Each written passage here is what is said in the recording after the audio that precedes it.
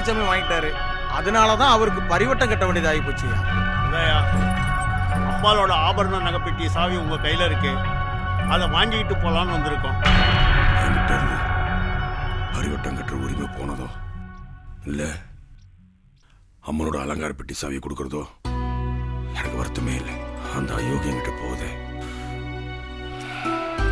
நாங்க இந்த சாவியை உங்ககிட்ட ஒப்படைக்கிறேன். இனிமேல் ஆக வேண்டியது நீங்க பாருங்க.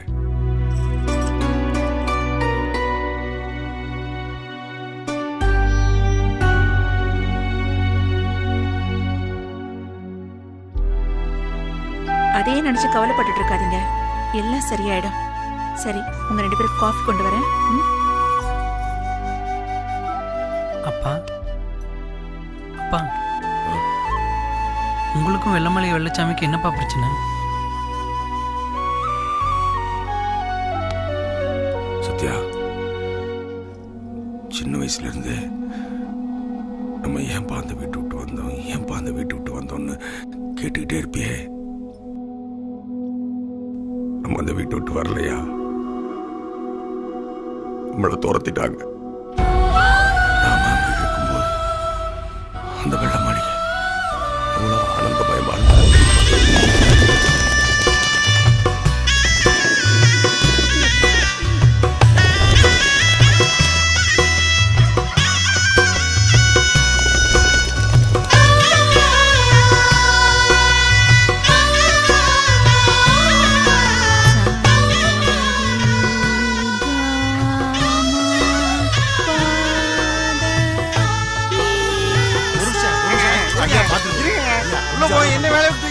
வாட்ச்மேன் சொல்ல உள்ள உண்டாரியா? பரவாயில்ல. சரிங்க. இப்போ யார்ப்பா நீ?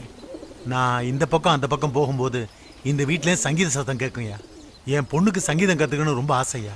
அவ அடம் பிடிச்சுதான் இந்த வீட்டுக்கு அழைச்சிட்டு வந்தாங்க. அப்படியா? ஆமாங்க ஐயா. உன் பேர் என்னம்மா? திவ்யா. உனக்கு பாட்டுன்னா ரொம்ப பிடிக்குமா?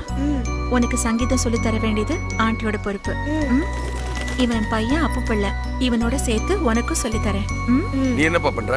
நான் சித்தால் வேலை, பெயிண்டிங்கு, எந்த வேலை கொடுத்தாலும் செய்வேங்கய்யா. கிடைக்கிற வேலையை செய்வேங்கய்யா. எனக்கு டிரைவிங் கூட நல்லா தெரியுங்க. அப்படியா? டிரைவிங் தெரியுமா? பின்ன வேற வேலையெல்லாம் ஏன் செய்யற? ஐயா, நீங்க கூட கார் வச்சிருக்கீங்க, ஆனா நீங்க தானே கார் ஓட்டிட்டு இருக்கீங்க. எங்க நம்ம காரை நீங்க ஓட்டுறதை விட இவருக்கு டிரைவர் வேலை கொடுத்தா இவங்க குடும்பம் பிழைக்கிறதுக்கு ஒரு வாய்ப்பா இருக்கும் இல்லையா? நான் நினைச்சேன், நீ சொல்லிட்ட. என்னடா? இங்க பாருங்க, உங்க பொண்ணுக்கு சங்கீதம் கத்து கொடுக்க வேண்டியது என்னோட பொறுப்பு, சரிங்களா? என் பொண்ணு திவ்யாவுக்கு சங்கீதம் கத்து தரேன்னு வாழ்த்துனீங்களம்மா, ரொம்ப நன்றிங்கம்மா. வாழ்நாள் முழுக்க நாங்க நன்றி கடன் பட்டிருக்கோம்மா. நண்பனா நினைச்சுக்கோ. நான் யூனிஃபார்மோட இந்த வேலையில ஜாயின் பண்ணிடு. நாளையில இருந்து மறக்காம கரெக்டா நேரத்துக்கு கூட்டிட்டு வந்துருங்க. ரொம்ப நன்றிங்கய்யா. உங்களை வாழ்நாள் முழுக்க மறக்கவே மாட்டேன். பாருங்கய்யா.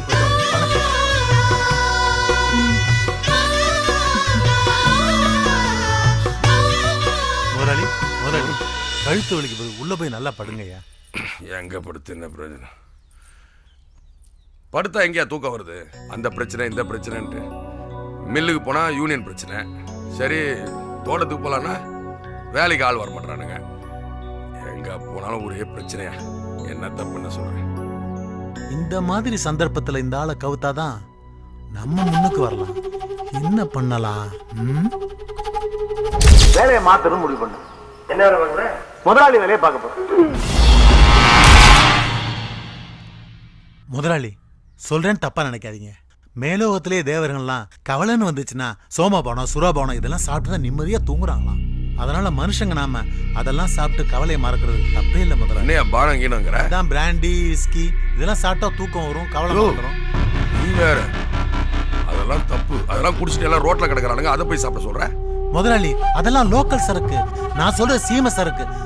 குடிச்சோமா, தூங்கணுமா, காலையில ஏஞ்சோமா, ஃப்ரெஷ்ஷா வேலை செஞ்சோமா, நிம்மதியா இருக்கும் முதலாளி. அப்படிங்கிற அப்ப சாப்பிடுவோமா? சரிங்க முதலாளி. வீட்டுல தெரிஞ்சிச்சுன்னா ஒரு ஈ எறும்புக்கு கூட தெரியாம நான் பாத்துக்கிறேன் முதலாளி. நான் எதுக்கு இருக்கேன்? சரியா? நல்ல சகுனம் முதலாளி. போய் பண்ணி எடுத்து ஆரம்பிங்க முதலாளி.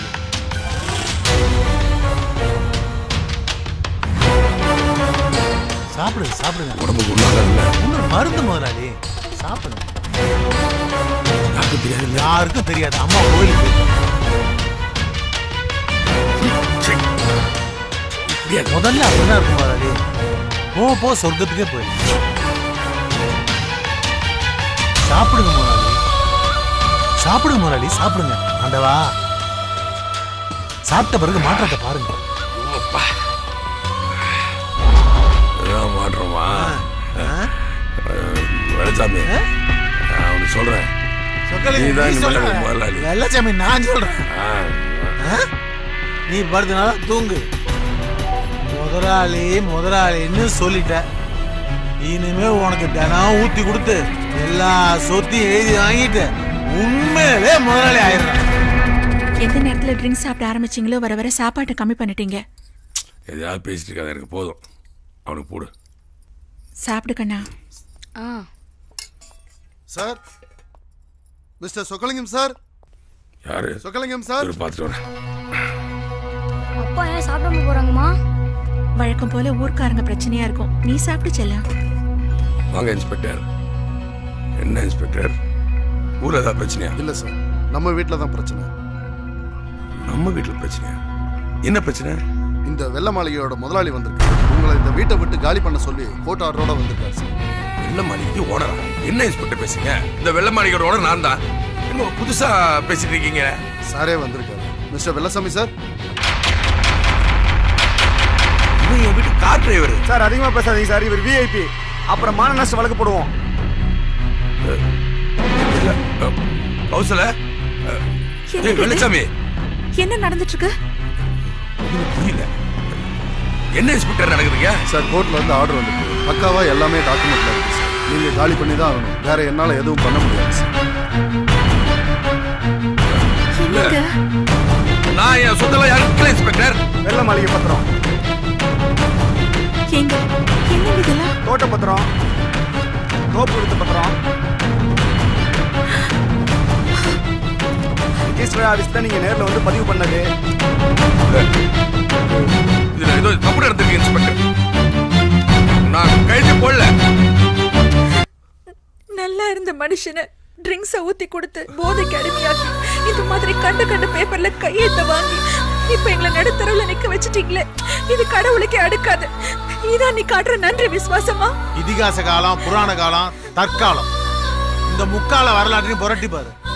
நட்பு, பாசம், நன்றி, விசுவாசம், இது எல்லாத்துக்கும் வெள்ளச்சாமி ஒருத்தன் தான் உதாரணமா இருப்பான். டேய் வெள்ளச்சாமி, நீங்க விசுவாசம் பேசுறேன். வெள்ள மாளிகை சொக்கலிங்க சார், உனக்கு பிபி கொஞ்சம் அதிகம், கொஞ்சம் அடக்கி வாசி.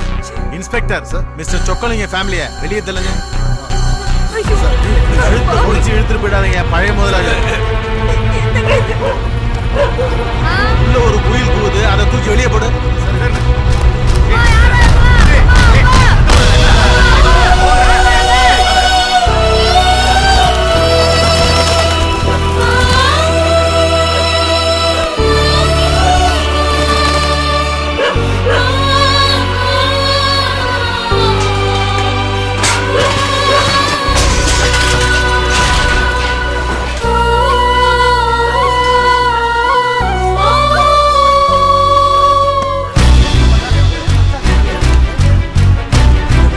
சொக்கலிங்க விட்ட பேரை மாத்தி சேப்பு மாளிகை வெள்ளச்சாமி வீடு கூப்பிட வைக்கிறேன்.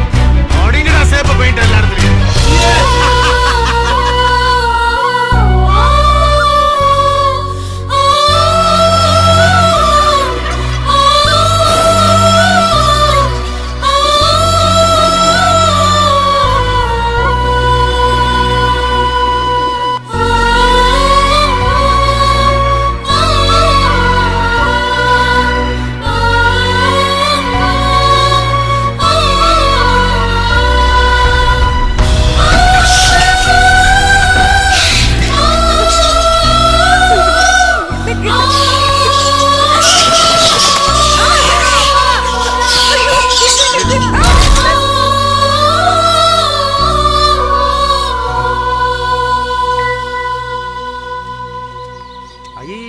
எப்பப்பா திவ்யாவோட அப்பா ஜாதி வெறியில மூத்த பொண்ணோட மாப்பிளையை வெட்டி இருக்காரு.